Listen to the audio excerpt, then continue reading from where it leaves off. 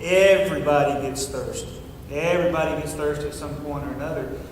What we're thinking about this morning is the thirst that we have for spiritual matters. Now, the first amigo, Steve Martin, he had the right stuff in his canteen, didn't he? There was water in there. It was just about a teaspoon, though. Really wasn't enough to satisfy him. The second amigo, Martin Short, now his canteen was full, but it wasn't full of the right stuff. In fact, what he had in there, although it was full, it really wasn't going to quench his thirst. And then the last one, I think he's the one they call Lucky. Man, his canteen was full. It was going down his face, down his shirt. He swished it in his mouth for a while, spit some out. When he threw it down on the ground, it kept running out. His canteen was full. You know, a lot of times as ministers, we are looking for ways and times to refresh ourselves with those spiritual things. But it can be challenging. Because when you're working with a congregation, we're working with a church. People are always needing you, aren't they?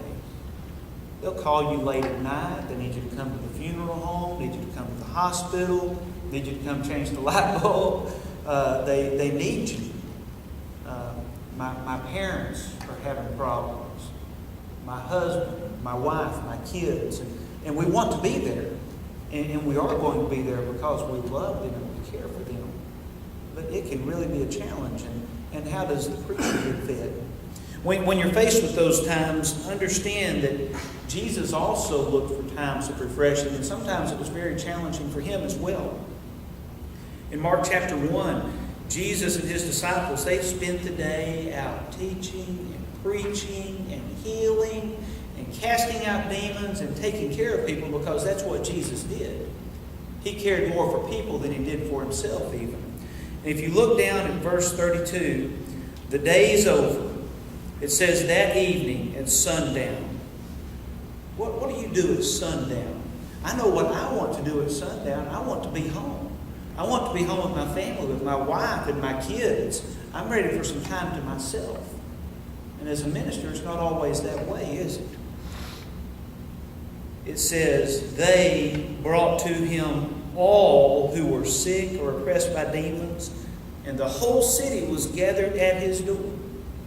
Can you imagine going home from a day of work, from a day of doing all the ministerial duties that you have to do? Whew, finally, I get to relax. There's a knock on the door, and you go to the door, and there's the whole city out there saying, we need you. Can you come help us? That's what Jesus was faced with. That's what he did. When it was time for him to be resting or in bed, the whole town's at his door begging for help. And what does he do?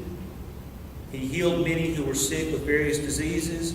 He cast out many demons, and he would not permit the demons to speak because they knew him. So this is what Jesus does with his off time. Well, and sometimes we'll tell ministers, we'll say, well, if you're having trouble getting your study time done or your prayer time done or getting that times of refreshment taken care of, maybe you can get up early in the morning. Get up early in the morning before everyone else gets up and spend that time in prayer, spend that time in Bible study. And sometimes that works.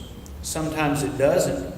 If you continue reading there, verse 35, Jesus says, and rising very early in the morning while it was still dark, he departed and went out to be at a desolate place.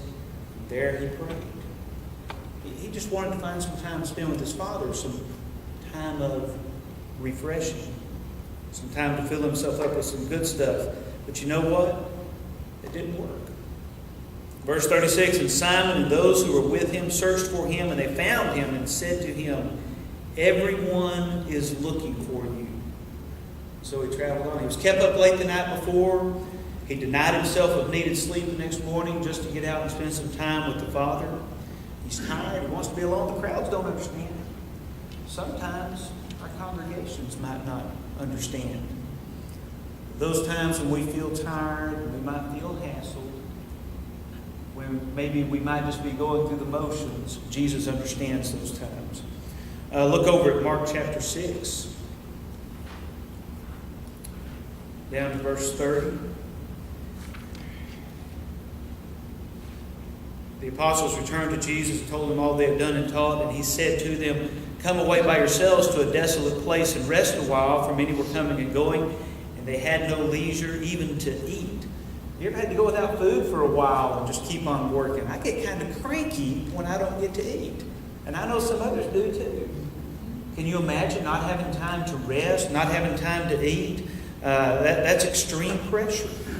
And he wants for his friends that are with him to get some rest as well and to get refreshed. Well, he says, come away by yourselves to a desolate place, rest a while. They haven't had time to eat. Verse 32, and they went away in the boat to a desolate place by themselves. Like verse 33. Now, many saw them going and recognized them and ran there on foot from all the towns and got there ahead of them. So I can almost imagine Jesus being on one shore, and the people have been there that he's been teaching to and talking to and healing them and taking care of their problems. And so they say, all right, we're going to get away restful. I'm going to get something to eat.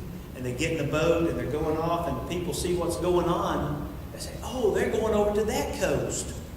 So they all get on foot, and I can almost see them running around to the other side. And Jesus gets over there and parks his boat. And there's the crowd that he just left on the other side waiting on him. And what does he do? He takes care of them. Because that's what he does. He has compassion on them. Trying to find just a restful place to have some peace. He finds the hills covered with people. You ever been thirsty and tried to quench your thirst only just not to be able to find the place to do that? Or maybe you're trying to quench your thirst with the wrong thing. Psalm 63 and verse 1. This is David talking here. He says, O God, you are my God. Earnestly I seek you. My soul thirsts for you. My body longs for you in a dry and weary land where there is no water. I think all Christians at one time or another find themselves thirsting for God, wanting something more than what they're getting. Certainly a minister or someone in training to be a minister is going to feel that and desire that refreshing. A long time ago, a man named St. Augustine said that every single person has a God-shaped hole in them. And I think what he meant by that was there's a place there that desires God, a place that desires to be filled up with God. And I hope that's the case with you. Continue reading there from Psalm 63. David says, I've seen you in the sanctuary and beheld your power and your glory, because your love is better than life. My lips will glorify you. I will praise you as long as I live, and in your name I will lift up my hands. My soul will be satisfied as with the richest of foods. With singing lips my mouth will praise you. What does it seem like the only thing is that's going to satisfy David? Seems like the only thing that's going to satisfy him is singing praises to God, serving God, doing things that are going to be God-centered in his life. Ned had a canteen full of sand. His canteen was full, but it had the wrong stuff in it. Obviously, his thirst was never going to be quenched with sand. Sometimes people try to do things that might seem like it's going to quench their thirst for God, but it really doesn't. I know in my case, sometimes planning a big event, like working with the Spiritual Enrichment Conference or other things, sometimes we spend our time planning that, and it's a good thing, but it really doesn't do anything for me in that regard. It might do something for a lot of other people, because I'm too busy with the planning to get that satisfied. Now later on I can listen to the tapes or watch the videos and I can gain something from that. But sometimes we spend a lot of time and energy doing things, but it's really not doing the things that will fill us up. Now, I was also thinking about the idea of somebody that's being a good servant, somebody that's taking care of others. We do that often. We might spend a lot of hours doing that. And we do it because we love God and respect God. But sometimes that can burn a minister out as well. What can happen in a minister's life that will allow them to keep refreshed. In a lot of other occupations, be it teachers or lawyers or many professions, a lot of them require the people that work in those professions to do continuing education. I know my wife has to do so many CEUs each year. She's got to keep that up, and that way, by doing that, she keeps her license to teach current, and she satisfies those things as well as with other professions. And the reason why they do that is because those professions want their people to stay fresh and stay sharp. Why don't churches require their ministers to do CEUs, do continuing education? I think that would be one way that a preacher could stay refreshed, because if you just depend on yourself to get it done sometime, it might not happen because you've got so many other duties that are going on. If you have contracts with your minister, if you're an elder in the church, build that into the contract. Budget for it in the church budget to cover costs and expenses. An example might look something like this. Ministers should complete 3 units of continuing education each year. That could consist of a combination of workshops and coursework. Could lead to a Bachelor of Arts or to a master's degree, but just taking coursework will keep you refreshed. That can be satisfied with taking a class in the fall, maybe a class in the spring, plus attending one workshop. I know here at Heritage Christian University, I feel like our classes are geared to ministers. You can come and take a 3-hour class, and you're here for 3 hours, 1 day a week. And that leaves the minister open to do other duties and all through the week and work for the church and not deny their congregation at the time that they need them.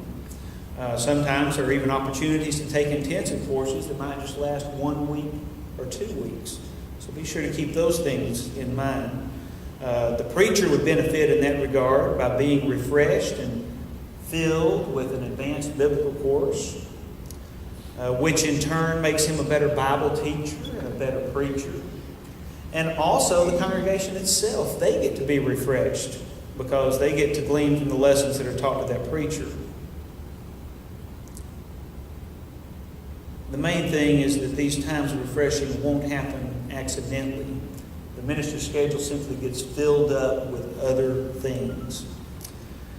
So unless elderships are proactive in seeing this need, unless ministers take the initiative to help the elders understand the importance of it, things might not change. If you want those times refreshing, don't stop your education just because you graduate from this university. I believe we were born, in some sense, with a thirst for the Lord.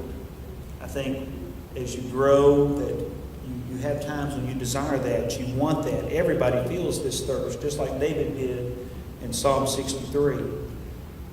Some people might try to fill it up with the wrong things, but we need to intentionally plan to find ways to be completely filled up and refreshed by Him. Anything else just won't be good enough.